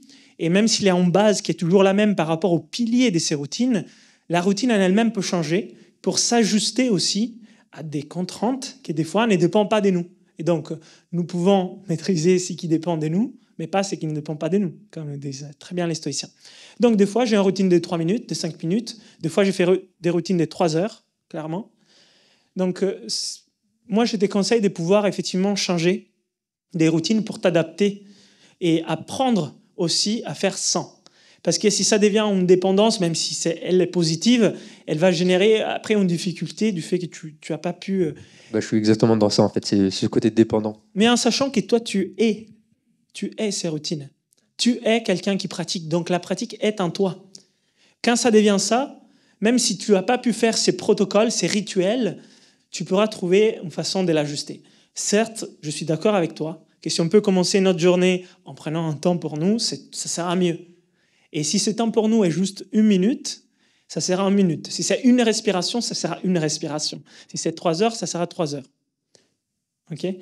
Donc, c'est un peu les conseils que je peux te donner, en sachant qu'après, il y a d'autres moments dans la journée où tu peux peut-être te trouver un moment, ça ne sera pas exactement la même chose, mais la routine de soir est très importante aussi. Mais tu as raison de vouloir faire en pratique. C'est la juste voie. Mais il ne faut pas en devenir l'esclave non plus. C'est toi toujours qui est les pratiques, donc tu peux moduler ça. Merci beaucoup. Derrière. Est-ce qu'il y a une autre question ? C'était pas vraiment une question, mais du coup, ça m'a interpellé ce que tu as dit par rapport aux routines. Et je voulais faire un petit retour, un petit partage d'expérience par rapport à ça. Parce que j'étais un peu dans ce cas-là aussi. Et je suis coach, donc je travaille avec des personnes dans le développement, que ce soit physique, etc. Et je pense vraiment que ça fait partie du processus et que c'est très important de toucher aux extrêmes. Tu vois, tu parlais vraiment de cette notion qui est devenue une cage dorée. Et je pense que c'est important d'aller dans cet extrême où limite, en fait, ta routine devient une sorte de contrainte. Tu te l'imposes parce que tu te persuades que ça te fait du bien, etc. Et en fait, grâce à cette notion d'extrême, c'est le principe des cordes. En allant d'une corde à l'extrême, tu pars d'un extrême à l'autre. On part de quelqu'un, par exemple, qui ne fait rien du tout, qui ne fait pas de respiration que dalle, qui se met à en faire pleine balle parce qu'il se rend compte que ça lui fait du bien. Sauf qu'il arrive à ce moment où, en fait, il a la notion de je dois le faire, je dois le faire, je dois le faire, sinon je me sens pas bien. Et en fait, avec ces deux extrêmes-là, tu finis par faire un petit peu ta propre cuisine. Et je trouvais ça intéressant ce que tu disais, c'est que au final, après, tu arrives à cette notion d'adaptabilité. Je fais si je peux, en fonction de mon environnement, en fonction de mon contexte social, de mon contexte professionnel. Et tu as cette malléabilité par rapport à la routine, qui est, comme tu disais, toujours changeante. Et donc, je pense que c'est vraiment une étape du processus, et en fait, naturellement, qui va s'installer pour toi, quoi. Donc, je trouvais ça, voilà. Merci. Merci. Moi, j'ai une petite question, parce que c'est super, ces exercices de respiration. Maintenant, je pense, un des buts, c'est aussi de respirer mieux toute la journée, Tout à fait. inconsciemment, et améliorer tout ça. Donc, est-ce que forcément, si on fait beaucoup d'exercices, ça va améliorer notre respiration toute la journée, involontaire? Est-ce qu'il faut surtout travailler la résistance au CO2 ou est-ce qu'il y a autre chose? Voilà. Merci. C'est une excellente question. Donc effectivement, l'objectif, c'est de pouvoir bien respirer pour avoir de l'énergie, pour accomplir sa mission de vie, et suivre ses rêves et être bien. Et pas forcément faire des apnées plus longues, ou pas forcément travailler sa tolérance au CO2, même si c'est très important. La respiration est quelque chose qui est tout le temps là, et en même temps, on n'est pas conscient des fois. Et quand on n'est pas conscient, elle doit être bien. Mais en même temps, l'objectif, c'est aussi en être conscient le plus possible. Dans le yoga, on disait, l'objectif du yogi, c'est attendre les moments où il sera conscient de toutes ses respirations. Un background. Et notre capacité d'attention, de concentration peut être divisée sur une chose principale et un derrière, toujours la respiration. En fait, vous pouvez m'écouter en sachant comment vous respirez. Je peux vous parler en sachant comment je respire. Donc, une chose, c'est développer notre conscience de la respiration et notre lien à la respiration qui se passe par l'effet d'y penser et donc faire des exercices. Et l'autre chose, c'est d'avoir une bonne respiration au quotidien qui s'entraîne. On a besoin de l'entraîner pour que ça devienne bon en général. Et ça se passe pour des exercices qui sont 360 degrés. On n'a pas que la tolérance au CO2, même si elle est importante. Et les dimensions de la respiration sont multiples. Justement, dans mon approche avec Inspire et l'Académie Inspire, je n'utilise 5. Il y a 3 qui sont liés au corps, biochimiques, biomécaniques et psychophysiologiques, et qui en entraînent autour de la CO2, des pauses, des apnées, du diaphragme, des muscles, du volume respiratoire, etc., le système nerveux autonome, les nerfs vagues. Et puis, il y a 2 qui sont plutôt plus difficiles, elles sont à exprimer, à quantifier, à expliquer avec des études scientifiques, qui sont plus l'énergétique et la spirituelle, qui vont travailler avec la sphère de la conscience, des émotions, des états de conscience, et aussi de qui nous sommes, justement. Ce sont les exercices qui nous transforment non seulement dans la matière, mais aussi par rapport à notre esprit. Et donc, les travaux que nous devons faire autour de la respiration est, à mon avis, nécessaire sur ces 5 axes, mais je vous avoue que je commencerai par les 3 premiers, parce que c'est vraiment la base. Si notre corps n'arrive pas à respirer, si on n'arrive pas à oxygéner nos cellules, ça va être difficile pour notre identité profonde, notre véritable soi, de déployer son potentiel. Donc, c'est un peu l'axe des travaux que je préconise, et c'est là, ça se passe par plein de choses. Donc, ça va être difficile, là, de vous donner un peu des exercices précis. Mais si vous voulez, par exemple, la respiration katana était pour moi un effort de trouver une synergie respiratoire qui permet de mettre ensemble le plus possible des choses dans ces panoramas 360 degrés. Il n'est pas 100%, mais c'était pour moi cet effort de réunir dans un seul enchaînement tout ça, comme un circuit, si vous voulez, dans l'exercice physique. Voilà. Alors tout à l'heure, tu as évoqué ton expérience en triathlon, avec une grande différence entre le premier que tu as effectué et le second, et tu avais abordé, je crois, la notion de respiration et le levier de la respiration dans ta préparation. Je voudrais juste en savoir un peu plus, et les détails justement sur l'évolution de ta performance. Oui, donc quand j'avais fait les triathlons sprint, je ne travaillais pas avec la respiration. Donc je faisais que courir, nager, faire du vélo, et bon, voilà, c'était tout. J'essayais de faire aussi, bien sûr, attention à mon sommeil, l'alimentation et tout ça, mais je ne travaillais pas la respiration. Et comme à la base, j'avais aussi une respiration qui était peu efficace, l'effort aérobique était vraiment, c'était pas possible parce que j'allais en anaérobie assez vite parce que la respiration était dysfonctionnelle. Ensuite, j'ai travaillé pendant des années sur la respiration, mais parce que je voulais, parce que pour moi, c'était du temps très utile. Et c'était un exercice physique, mais aussi spirituel, dans certains sens. C'est vraiment quelque chose que je voulais faire. J'ai vu ma respiration et mes capacités respiratoires évoluer, se transformer. Et puis un jour, je me suis dit, tiens, mais qu'est-ce que ça donnerait maintenant si je faisais un triathlon? Et comme il y avait un ami qui organisait donc, ces triathlons, je me suis inscrit et je l'ai fait. Mais ce n'était pas un objectif de faire des performances ou des records. Du coup, je me suis entraîné assez peu. J'ai fait 4 sorties vélo, 7, 8 sorties de course et 2 des natations. Bon, peut-être quelque chose de plus, mais une dizaine ou une quinzaine d'entraînements. Et puis, je l'ai fait. Mais comme je savais respirer, et comme en même temps, je ne voulais pas forcer, je n'avais pas des chronos à respecter, je me suis suivi tout au long de cet effort assez long des 5 heures. Et les résultats, c'était qu'à la fin, ça allait. Je n'ai pas eu des courbatures, des douleurs. À la fin, je n'étais pas fatigué.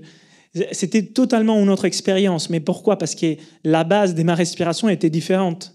Je n'étais pas forcément beaucoup plus entraîné, même si bien sûr que les fibres musculaires avaient changé parce que j'avais travaillé les exercices de respiration de façon différente, etc. Mais c'était pas que j'étais plus entraîné, c'était pas ça. C'est qu'enfin, je pouvais respirer. Et dans les exercices aérobiques, c'est toute la différence. Pour moi, pour quelqu'un qui partait d'un tel dysfonctionnement respiratoire, puis si quelqu'un, bien sûr, a déjà une bonne respiration, peut-être qu'il y aura moins de différence. Mais généralement, bonne respiration, il faut la travailler, c'est pas acquis comme ça. Voilà. Merci. Merci. Très bien. Merci tout le monde pour l'attention. Et bonne festival.